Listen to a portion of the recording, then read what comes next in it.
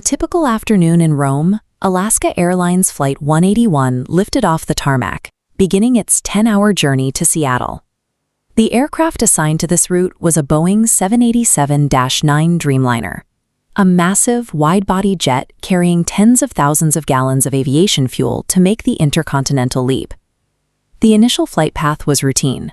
The plane climbed to its cruising altitude of 34,000 feet and tracked northwest across French and UK airspace. 2 hours into the flight, that routine broke. The plane abruptly abandoned its path toward the United States. Tracking data shows the jet executing a sharp U-turn directly over the southeastern United Kingdom, while simultaneously initiating a rapid descent to 25,000 feet. Inside the cockpit, the crew broadcasted a general emergency to air traffic control by setting their transponder to squawk 7700. Even with an emergency declared near the major international hubs of London and Paris, the pilots turned the plane away from land and steered out over the open Atlantic Ocean. The official report later identified a severe engine vibration as the trigger for the emergency return. However, an engineering limit stood between the crew and the nearest runway, the maximum structural landing weight. Because the flight had only just begun, the 787 was still carrying the massive volume of unburned jet fuel required for its 10-hour mission.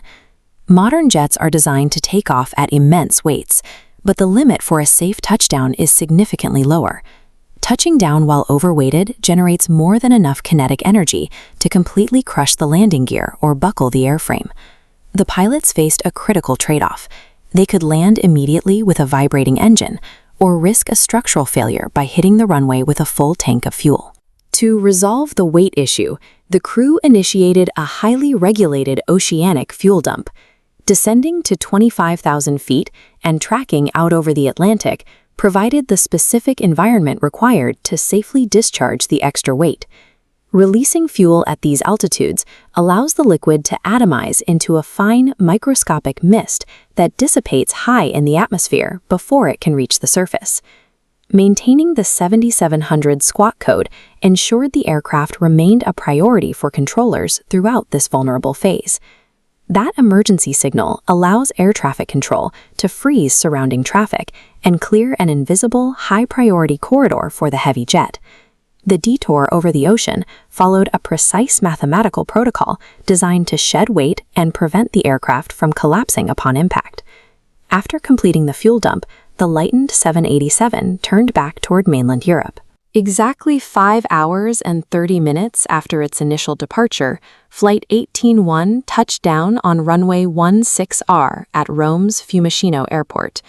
Alaska Airlines confirmed that because the crew successfully reduced the aircraft's weight, there was no emergency on landing. What often appears to the public as a mid-air crisis is the execution of rigid engineering procedures designed for this exact scenario. Aviation safety relies on the fact that hardware will eventually fail. When it does, specific physical protocols provide the tools required to bring heavy aircraft safely back to Earth.